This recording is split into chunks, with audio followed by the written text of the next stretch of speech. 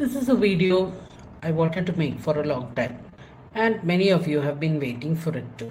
But it was delayed due to many reasons which I cannot explain because this topic is something that stirs curiosity. Everybody wants to know about this, and it's about demonology. But let's pause right here because the word demon is heavy. It's been burdened by centuries of fear, misunderstanding, and religious distortion. When we say demon, people think of possession, hellfire, chaos. That is not what this is about. We are not here to promote fear. We are not talking about selling your soul, making deals with darkness, or any of that Hollywood horror nonsense. What we are really exploring is something much older, deeper, and far more meaningful. The ancient art of connecting with powerful spiritual intelligences with respect, discipline, and purpose. Demonology, in its true form, is about understanding the hidden architecture of reality and how certain entities, traditionally called spirits or daemons, have guided, challenged, and assisted humanity for thousands of years. This is not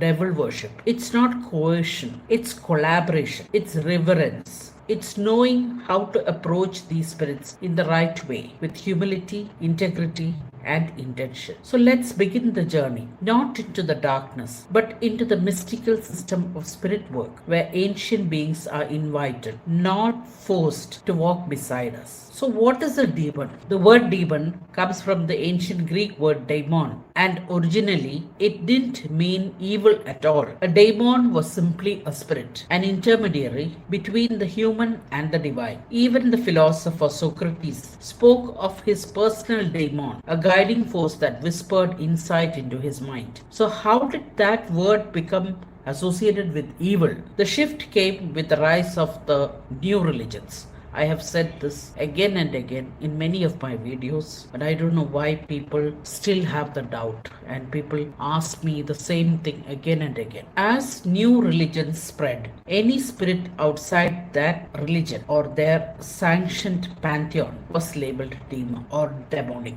Ancient nature gods, helpful intermediaries, and divine intelligences from other cultures were suddenly cast as villains. But occultism remembers the older truth. In the world of occult, demon doesn't mean monster. It means intelligence, presence, a conscious energetic force that exists between realms and can be approached with respect and purpose. They are not here to steal your soul. They are not bad. They are complex. They are ancient, and they respond to those who approach them with sincere intention and spiritual readiness. To understand demonology, we first need to understand what the occult really is. The occult is not just about lighting some candles or wearing some fancy dresses. It's a worldview, a sacred way of seeing reality. It teaches that behind what we perceive, there is a structure, hidden layers, spiritual forces, subtle systems of energy. These invisible currents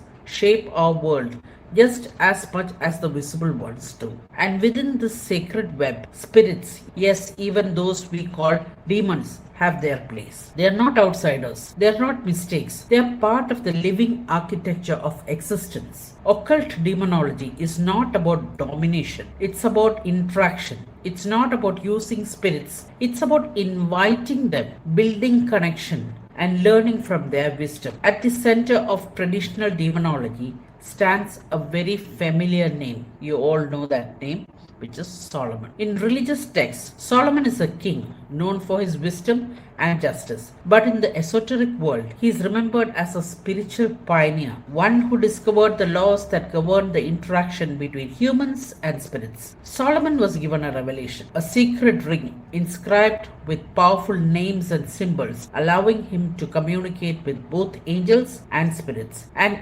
yes, he worked with the 72 powerful intelligences, later catalogued as the Goetia, but not to enslave them, not to bind them, but to respectfully ask for their help in building, healing, teaching, and protecting. Just taking a moment here to remind you about our Solomon seals, which we have for sale. We have them in copper coins, we have them in resin coins, we have them as keychains at different prices. And if you would like to buy from us, please do contact us on the WhatsApp number given on the screen here. So come on, let's continue.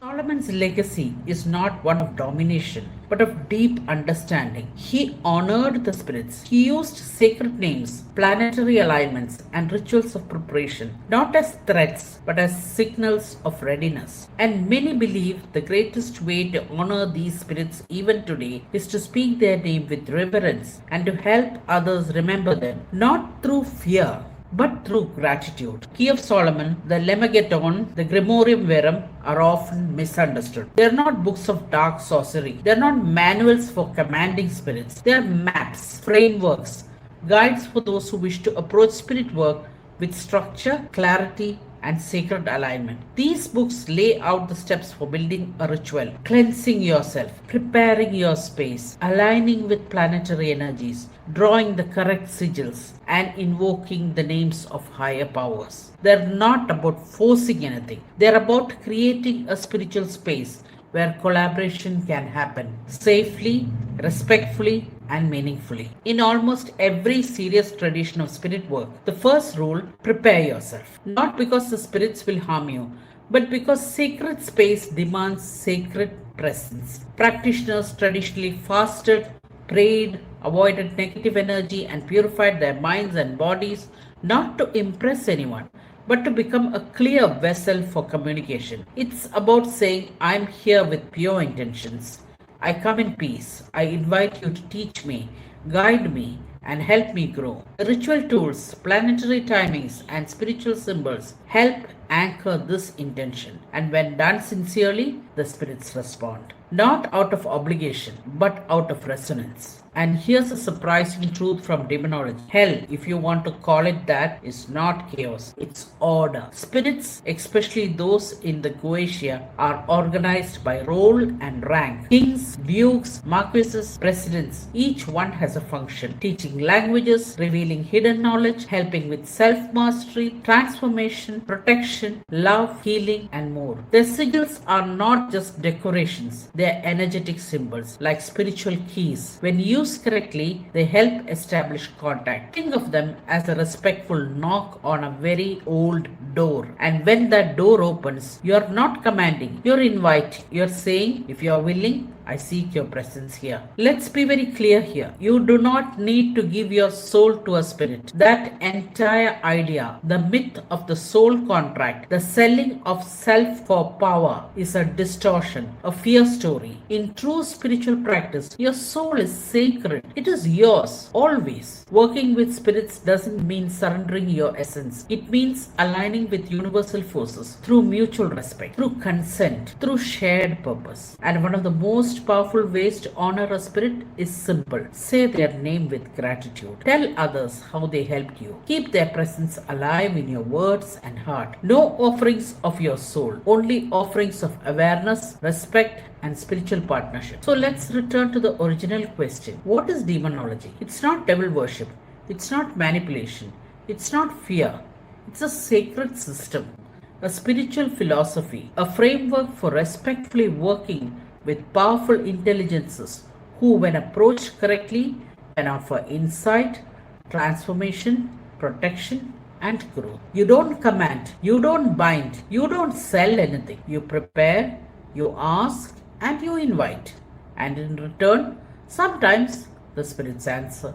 Not because they have to, but because they see your sincerity, because they feel your alignment, because they recognize your heart.